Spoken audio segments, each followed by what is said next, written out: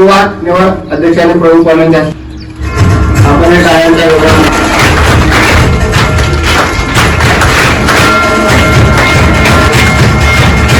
शिक्षणासाठी एक टॅब या ठिकाणी प्रथम द्वितीय आणि तृतीय आलेल्या विद्यार्थ्यांना देण्यात येतो आणि श्वेताच्या प्रति आपल्या सर्वांच्या संवेदना आणि श्रीकांत तात्या सोनवणे यांच्या प्रति सुद्धा आपल्या संवेदना सतत त्यांच्या सोबत आहेत. प्रमुखाने व इथे जमलेल्या माझे बाल मित्र मैत्रिणींना आज मी खरं इथे उभे आहे ते आमच्या शिक्षकांमुळे. सर्वप्रथम कॉलेज आम्हाला भेटले आहे. तसेच हा कार्यक्रम ठेवलेले विलासकाका सोनवणे यांचे खूप खूप धन्यवाद.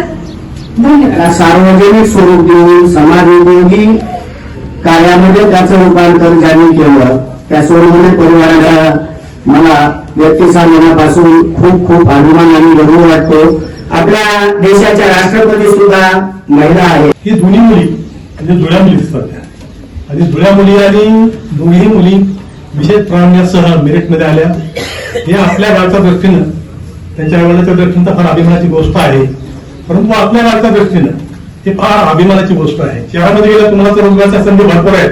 त्याच्यामुळे तुम्ही जेवढे शिक्षण शाळा शिक्षणाला प्राधान्य दिलं जातं.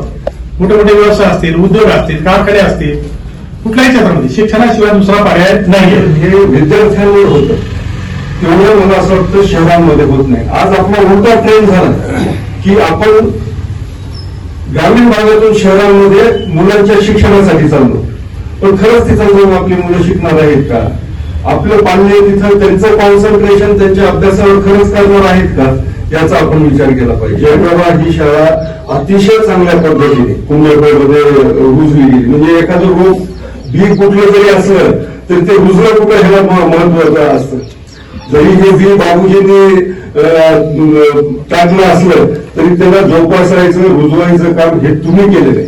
शिक्षकांनी केलं ते त्यांची ड्युटी आहे, ते त्यांच्या कामाचा भाग आहे.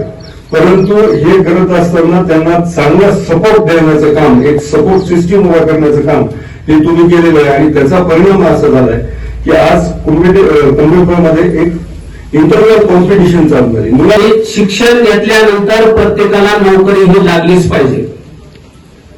आता त्याच्या पाठीमागचं कारण असं आहे की तुम्ही सभोवताली ज्या लोकांना पाहता, आता आम्ही व्यासपीठावर बसलेले सर्व शिक्षक आणि आम्ही आमचं जे जीवनमान आहे ते जीवनमान जगत असताना आम्ही काही चांगल्या पद्धतीचं करो अथवा न करो एखाद्या ठिकाणी नोकरी लागल्यानंतर दरमहा पाऊस पडेल न पडेल, पीक येईल न येईल किंवा कुठल्याही प्रकारचं कारण जरी आलं, कितीही मोठे संकट देशावर आले तरी त्या लोकांच्या नोकरीचा महिन्याचा पगार हा चालू असतो.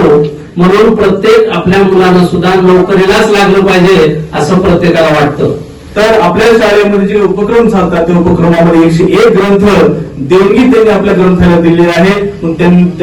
या घोषणेबद्दल आपण सर्वांनी टाळ्या वाजवायच्यात आणि धन्यवाद.